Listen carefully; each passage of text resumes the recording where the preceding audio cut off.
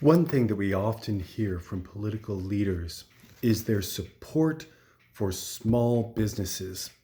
This is true on both sides of the aisle. The phrase small business comes up over and over and over again. And people sometimes wonder why all this bipartisan, constant support for small businesses. And the answer often given by politicians is that small businesses do most of the hiring in this country, which is true. But what is not mentioned is that small businesses also do most of the firing, do most of the laying off. When you work for a small business, a general truth is that you work for small pay, small benefits, small security, and small respect. It connects to another problem that everyone has seen in this country, and that is that for the last 30 years, the effective purchasing power of a worker has not really increased. Pay has increased along with inflation, but the purchasing power of an individual has not increased. And also the difference between the highest paid executives in any corporation and the people who are blue collar working on the line the pay difference has just gone through the roof. There is a reason for that. There is only one thing that corporate leaders fear more than anything else insofar as losing out on the huge amounts of money that they're making. There's only one thing that they want to stay away from more than anything else. The one thing that has made the difference for workers and caused their wages to stagnate has been the fall of unions, the fall of organized labor within our country. Politicians love small businesses because dollar for dollar, they can contribute more money. It is far easier if you're a politician going across the street, getting on the phone, dialing for dollars, to call an individual and ask him for a contribution, the owner of a business, than it ever is to go and begin the process of level by level asking a large corporation for a contribution.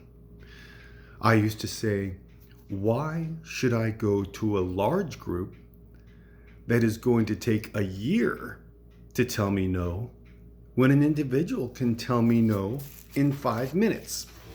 And an individual is also more likely to say yes. But it's not even the ghost of unions make the position of a worker better. The threat of a union. A corporation knows that they can only cut wages, cut benefits, cut the experience of the worker when they come so much, and then some courageous soul is going to say, enough is enough. We need a union.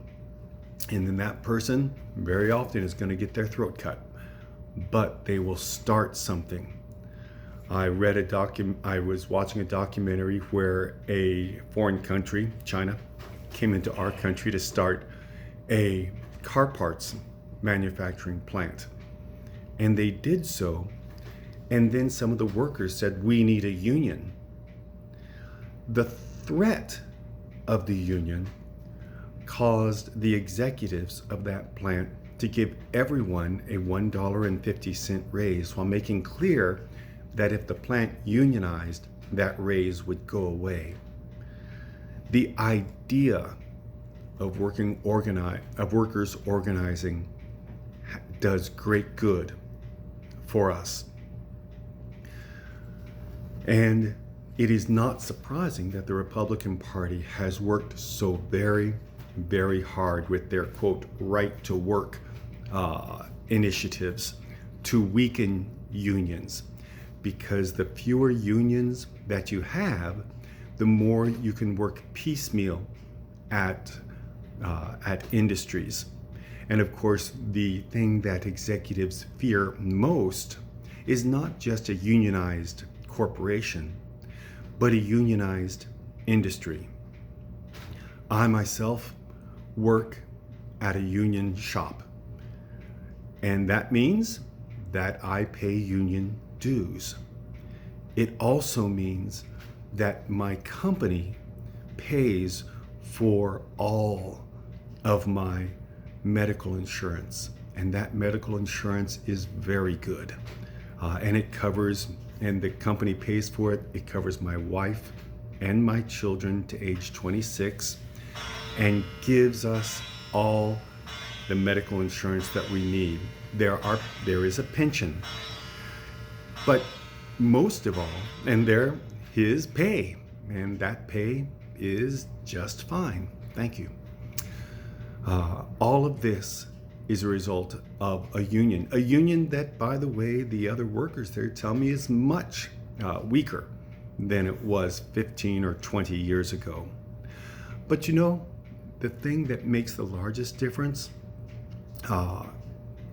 is that I have respect. Now I treat everyone with respect, including management, but also it's a wonderful thing to know that management just can't slap people around any old way they want to, because there is a grievance process, and the company does have a contract with its workers for how they will be treated. And some people say, oh, those union folks, they just can goof off any way they want to. That is not and has never been my experience. My experience is that people know when they are being treated well and when they are being treated unfairly and poorly. And the men I know who work at my shop know that they have a good thing going, and therefore put forth a good effort all the way across the board.